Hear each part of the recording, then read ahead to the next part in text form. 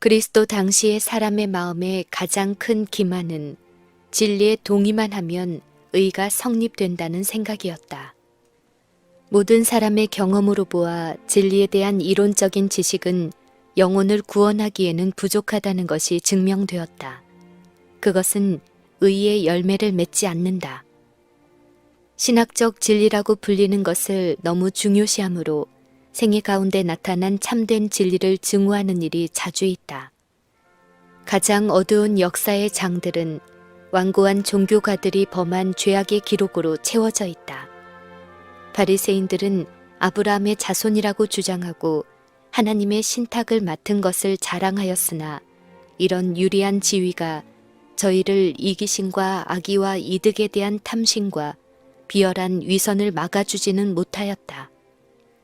그들은 자신을 세상에서 가장 위대한 신앙인이라고 생각하였으나 그들의 소위 정통적인 신앙은 그들로 영광의 주를 십자가에 못 박게 하였다.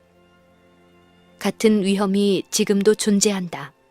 많은 사람들이 단순히 어떤 신학적 교의에 동의하기 때문에 자신들이 당연히 그리스도인이라고 생각한다. 그러나 그들은 진리를 실생활에 실천하지 않았다. 그들은 진리를 믿고 사랑하지 않았으므로 성결하게 하는 진리를 통하여 오는 능력과 은혜를 받지 못하였다.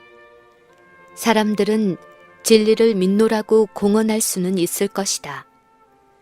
그러나 그것이 저희를 진실하고 친절하고 참고 관용하고 거룩한 마음을 갖도록 하지 못한다면 그것은 그것을 소유한 자들에게 저주가 되고 그들의 가마로 말미암아 세상에 저주가 된다.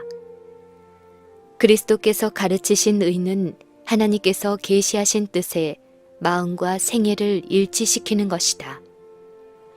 죄된 사람은 하나님을 믿고 그분과 산 관계를 유지할 때에만 의로워질 수 있다. 그렇게 될 때에 참된 경건이 사상을 향상시키고 생애를 고상하게 할 것이다. 그리하면 신앙의 외형적 모습은 그리스도인의 내적 순결과 일치하게 된다.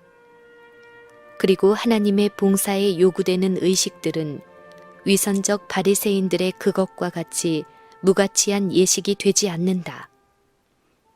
예수께서는 계명을 하나하나 들어서 강조하고 그 요구의 깊이와 넓이를 설명하신다.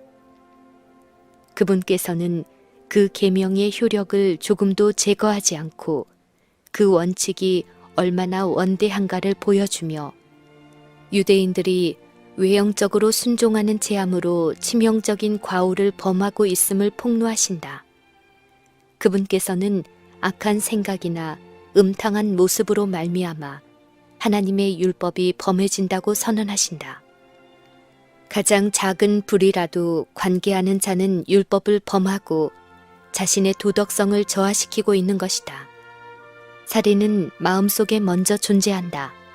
마음의 증오심을 품는 자는 그의 발을 살인자의 길에 놓고 있는 것이므로 그의 예물을 하나님께서는 몹시 싫어하신다. 유대인들은 보복 정신을 길렀다. 그들은 로마인들을 증오함으로 심한 독설을 내뱉었으며 그의 속성을 드러내므로 사단을 기쁘게 하였다. 이와 같이 함으로 그들은 사단이 그들로 하여금 행하게 하려고 유도해온 그 무서운 행위를 하도록 해 자신들을 훈련시키고 있었다. 바리새인들의 신앙생애에는 이방 사람들에게 추천할 만한 경건성은 아무것도 없었다. 예수께서는 저희가 마음속으로 압제자들에 대항하여 봉기하고 그들의 부당 행위에 복수하고자 하는 갈망을 품을 수 있다는 생각으로 자신을 속이지 말라고 분부하셨다. 그리스도를 따르는 자들에게도 정당한 분노가 있는 것은 사실이다. 하나님께서 수치를 받으시고 그분의 사업이 누명을 쓰는 것을 볼 때, 또는 무죄한 자가 억압당하는 것을 볼 때에는 의분이 심령을 격동시킨다. 민감한 윤리감에서 나온 이런 분노는 죄가 아니다. 그러나 여한 도전에 대해서도 분노나 적개심을 품어도 무방하다고 생각하는 자들은 사단에게 마음의 문을 열어주고 있는 것이다. 하늘과 조화되기를 원한다면 원한과 증오심이 심령에서 추방되어야 한다. 구주께서는 이보다 한층 더 강조해서 말씀하셨다. 예물을 제단에 드리다가 거기서 네 형제에게 원망 들을 만한 일이 있는 줄 생각나거든 예물을 제단 앞에 두고 먼저 가서 형제와 화목하고 그 후에 와서 예물을 드리라. 많은 사람들이 저희와 형제들 사이에서 화해해야 할 불행한 알력을 그대로 지닌 채 종교적인 봉사에는 열심을 낸다. 하나님께서는 화합을 되찾기 위해 힘닿는 데까지 최선을 다하라고 요구하신다. 이렇게 행하기 전까지는 하나님께서 그들의 봉사를 받으실 수 없다. 이 문제에 있어서의 그리스도인의 의무는 명백히 지적되어 있다. 하나님께서는 당신의 축복을 모든 사람에게 부어주신다. 하나님이 그 해를 악인과 선인에게 비치게 하시며 비를 의로운 자와 불의한 자에게 내리우심이니라. 그는 은혜를 모르는 자와 악한 자에게도 인자로우시니라. 예수께서는 당신과 같게 되라고 우리에게 명하신다. 예수께서는 너희를 저주하는 자를 축복하라. 너희를 미워하는 자에게 선을 행하라. 이같이 한즉 하늘에 계신 너희 아버지의 아들이 되리라고 말씀하셨다. 이것이 율법의 원칙이며 생명의 원칙이다. 당신의 자녀들에 대한 하나님의 이상은 가장 높은 인간의 생각이 도달할 수 있는 것보다 더 높다. 그러므로 하늘에 계신 너희 아버지의 온전하심과 같이 너희도 온전하라. 이 명령은 일종의 약속이다. 구속의 계획은 우리를 사단의 권세에서 완전히 회복시키는 것을 의도한다.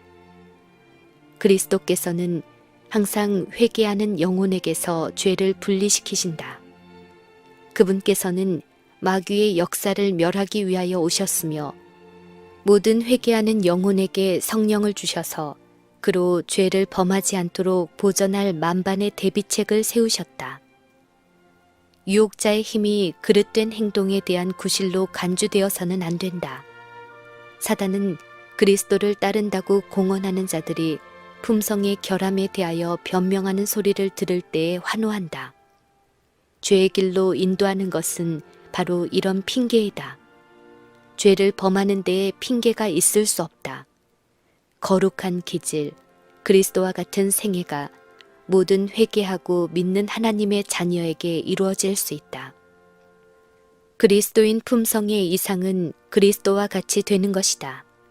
인자께서 당신의 생애에서 완전하셨던 것처럼 그리스도를 따르는 자들도 그들의 생애에서 완전하여야 한다. 예수께서는 범사의 형제들과 같이 되셨다. 그분께서는 우리와 같은 육신이 되셨다. 그분은 시장하고 목마르고 피곤하셨다.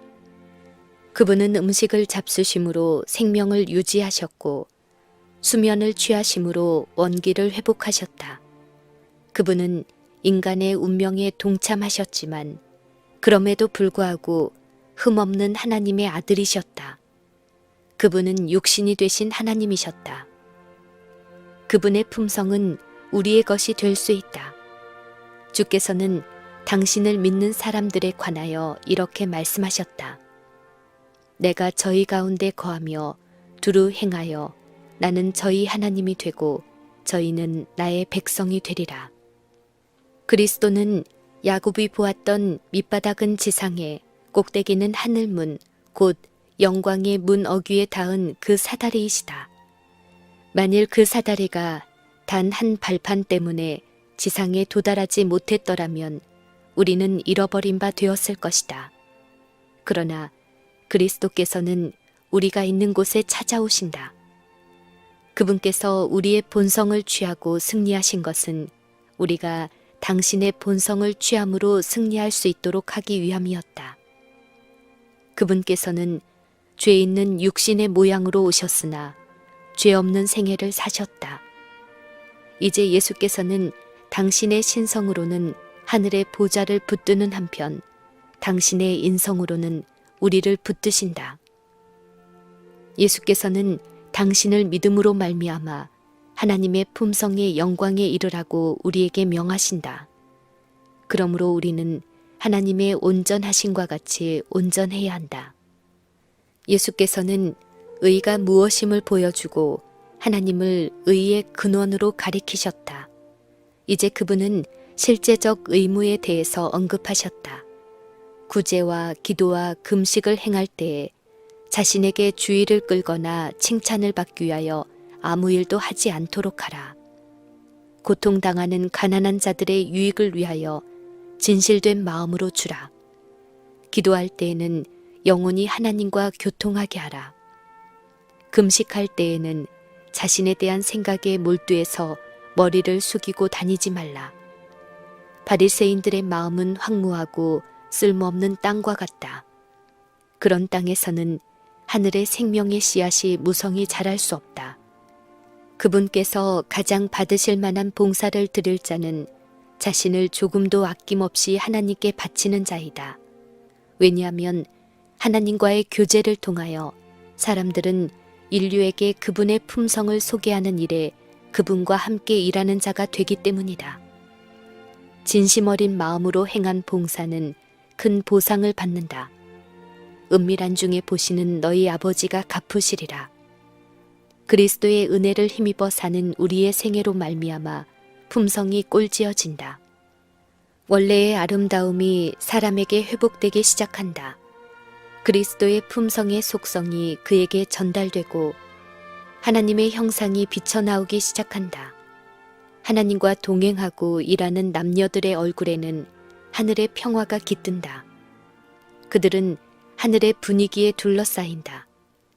하나님의 나라는 이런 사람들을 위하여 시작되었다.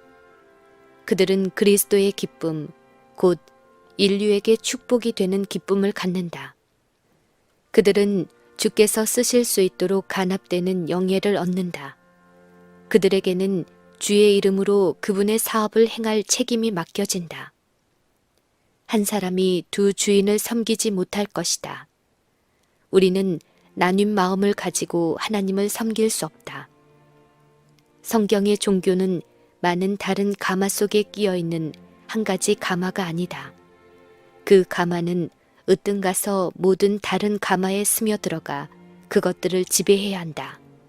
그 가마는 화판 위에 여기저기 조금씩 색칠하는 것과 같아서는 안 되며 천의 모든 실들이 짙고 퇴색함이 없는 색깔로 염색이 되기까지 화판을 물감에 담가두는 것처럼 그것은 전 생애에 스며들어야 한다.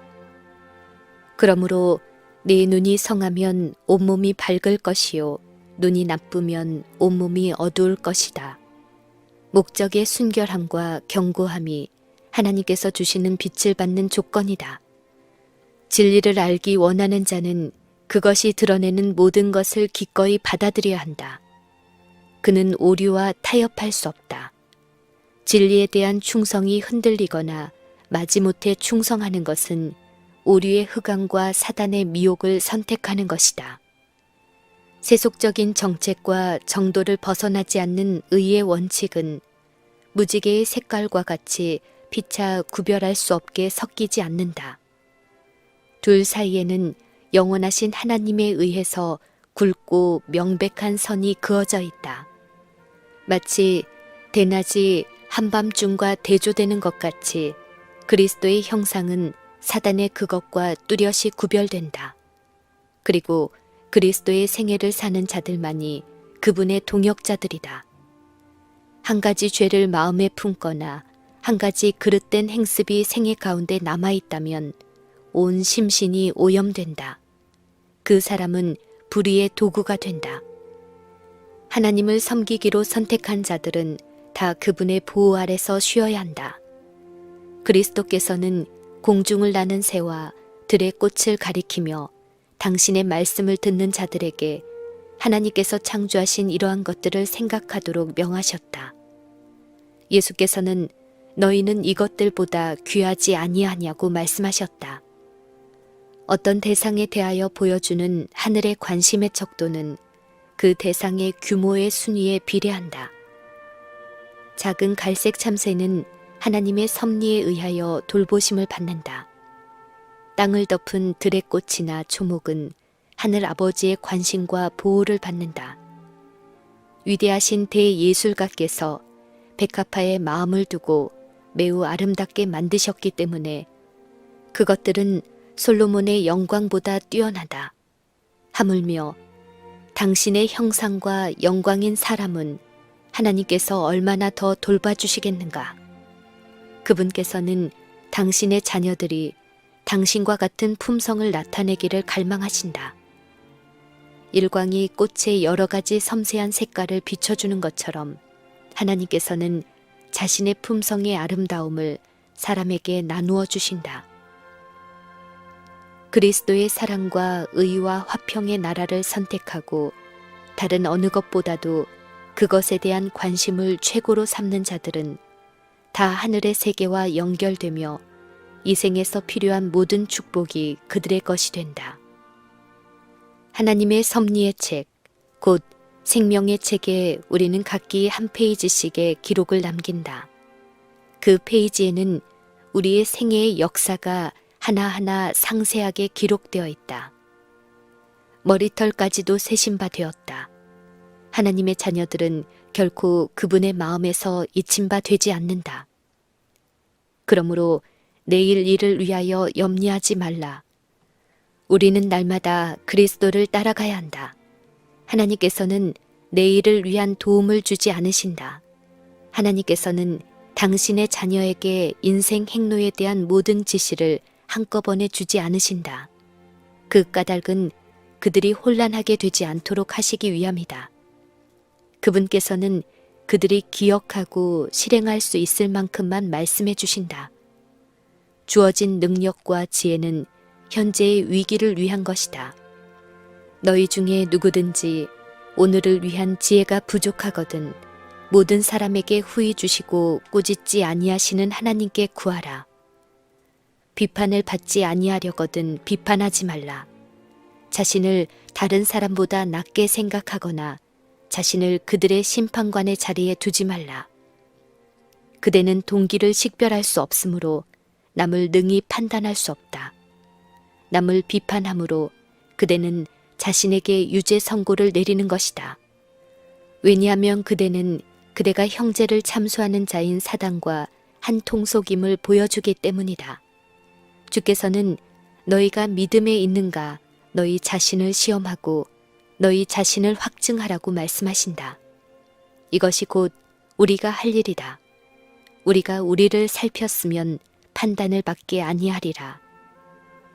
좋은 나무는 좋은 열매를 맺을 것이다. 만일 과실이 맛없고 가치가 없다면 그 나무는 나쁜 나무이다. 그와 같이 생애 가운데 열리는 열매는 마음의 상태와 품성의 탁월성에 대하여 증언해 준다.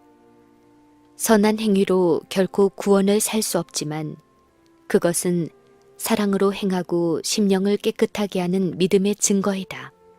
그리고 영원한 상급은 우리의 공로 때문에 주어지는 것은 아니지만 그리스도의 은혜를 힘입어 행하여진 행위에 비례될 것이다. 이와 같이 그리스도께서는 당신의 나라의 원칙을 제시하고 그 원칙들이 생애의 대강령이 된다는 것을 보여주셨다. 그분께서는 그 교훈을 인상 깊게 하기 위해 한 예증을 첨가하셨다.